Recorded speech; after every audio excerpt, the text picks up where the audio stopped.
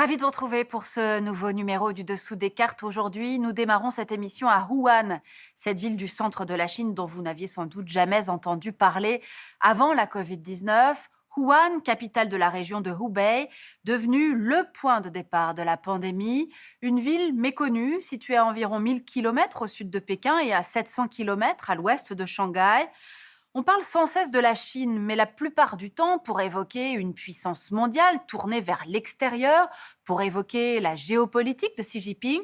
Or, nous, aujourd'hui, nous voulons nous arrêter en Chine précisément, observer ce territoire gigantesque et divers, inégalement maîtrisé, avec des différences de développement entre ville et campagne, des différences entre l'Est et l'Ouest du pays qui perdurent. Troisième pays le plus grand du monde, le gigantisme de la Chine est une force, mais aussi une faiblesse, nous allons le voir, en voyageant à travers l'histoire et la géographie de l'Empire du Milieu.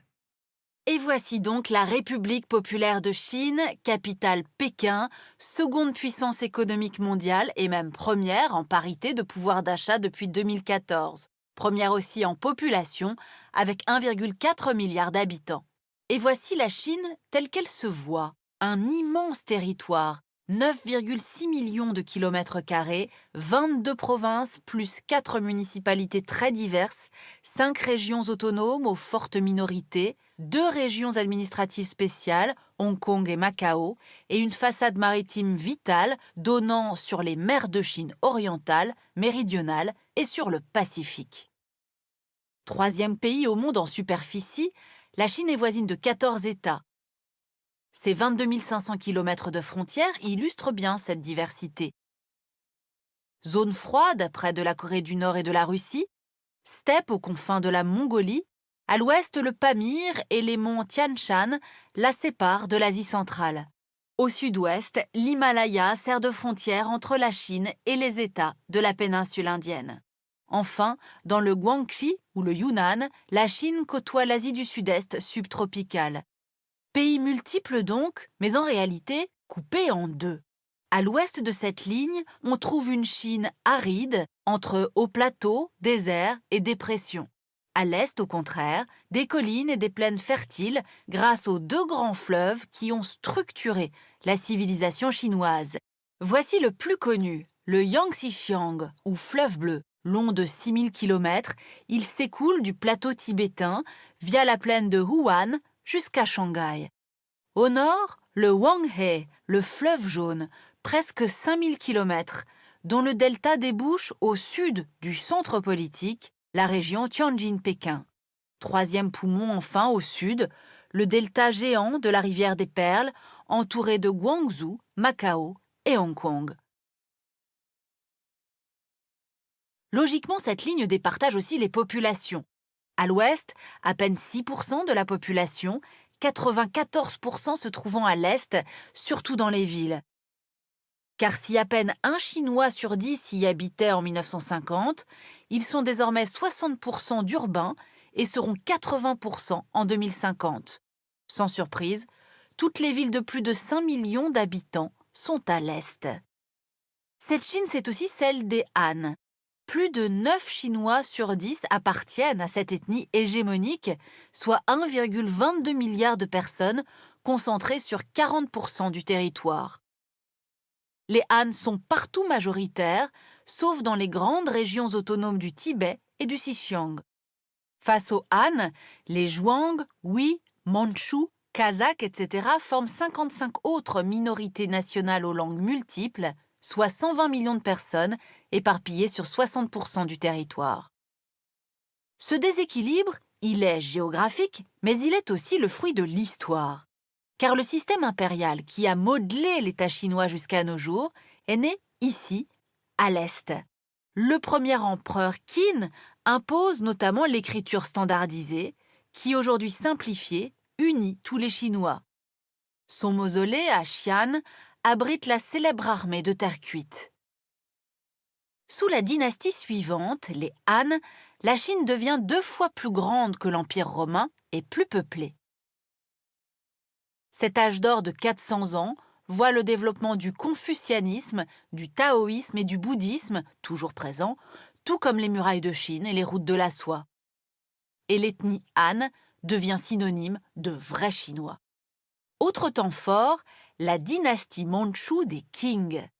Après 1735, l'empereur Qianlong part de la Chine centrale des Han, dite des 18 provinces, pour conquérir les territoires périphériques, Mandchourie, Mongolie, Xinjiang, Tibet, Sakhaline et Formose.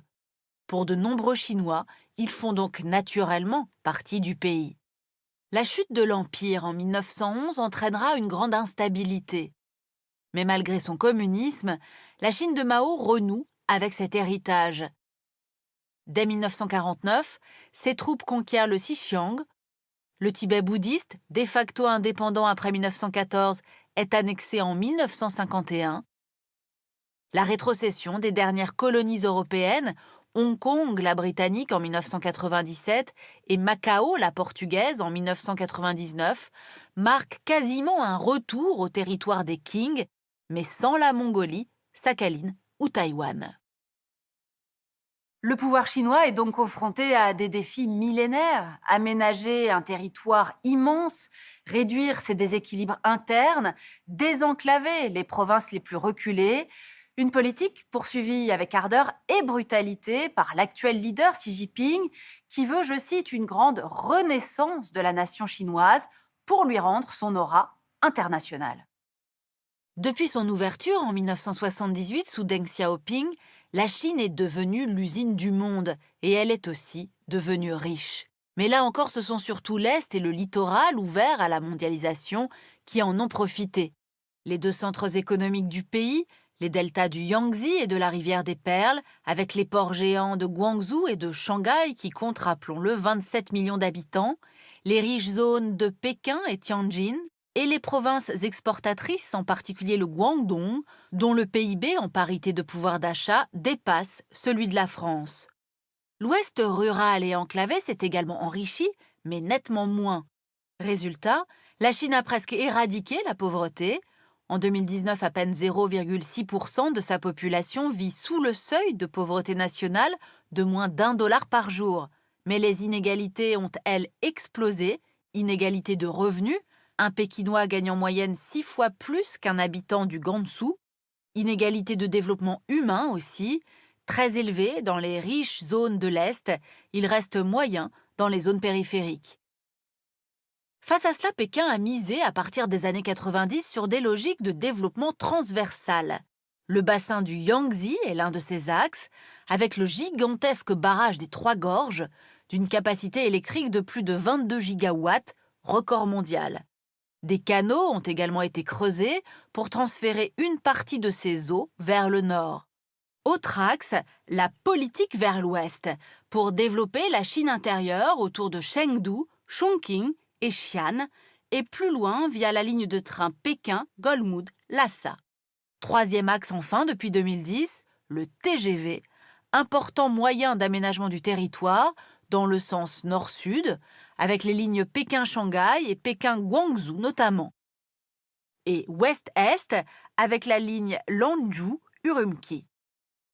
Mais sous couvert de désenclavement, le TGV permet aussi la colonisation active de ces régions stratégiques par les Han. Comme le Tibet, 13% du territoire chinois, qui est riche en lithium, cuivre et or, ou encore le Xinjiang, 17% du territoire chinois, qui détient 40% de ses réserves en charbon, plus du gaz et du pétrole. Résultat, Pékin pousse à la sinisation des écoles tibétaines, surtout depuis le dernier soulèvement de 2008. Lhasa compte déjà 20% de Han. La pression est encore plus forte au Xinjiang musulman. La capitale, Urumqi, compte au moins 3/4 de Han. Depuis les émeutes de 2009, un Ouïghour sur 20 aurait été envoyé dans un camp de rééducation chinois. Pékin ne compte pas s'arrêter là. Pour le centenaire de la République populaire, en 2049, Xi Jinping veut aménager le territoire chinois au-delà de ses frontières. C'est tout l'enjeu des nouvelles routes de la soie, terrestres et maritimes, qui font écho à celles des Han il y a 2000 ans. L'objectif est de connecter matières premières, biens et marchés d'Asie, d'Europe et d'Afrique. On voit bien comment le réseau ferré, développé depuis 30 ans, relie le littoral à Xi'an, point de départ de la route terrestre. Idem pour les routes venant de Chongqing, de Chengdu au Sichuan ou d'Urumqi au Xinjiang. À terme, Lhasa et le Tibet y seront aussi intégrés. Second méga projet, celui qui veut faire de la région Guangzhou, Hong Kong, Macao l'aire urbaine la plus importante au monde. L'objectif, bien avancé, est d'unir 60 millions d'habitants et 11 villes, représentant 10% du PIB chinois, soit, avec Hong Kong et Macao, 2 systèmes politiques, 3 monnaies, 3 systèmes douaniers. Bien reçu par les milieux d'affaires de Hong Kong, le projet se heurte en revanche à la résistance de la population qui refuse la mainmise de Pékin sur l'île. Voilà, pour une fois, nous nous serons arrêtés à l'intérieur du territoire chinois sans nous occuper seulement de la géopolitique chinoise. Il n'en demeure pas moins que Pékin est obsédé par l'idée d'aller au-delà de ses frontières, de projeter sa puissance à l'extérieur de son territoire actuel. On le voit bien sûr à travers les routes de la soie, à travers son agressivité en mer de Chine, mais aussi bien sûr dans sa ténacité à vouloir récupérer Taïwan et Hong Kong. Et pour aller plus loin, ce très bel atlas de la Chine, Les nouvelles échelles de la puissance, par Thierry Sanjuan, aux éditions Autrement. Ainsi s'achève ce nouveau numéro du Dessous des cartes. Rendez-vous bien sûr la semaine prochaine, même endroit, même heure. Et d'ici là, n'oubliez pas notre site internet arte.tv sur lequel vous retrouverez notamment nos leçons de géopolitique. À bientôt.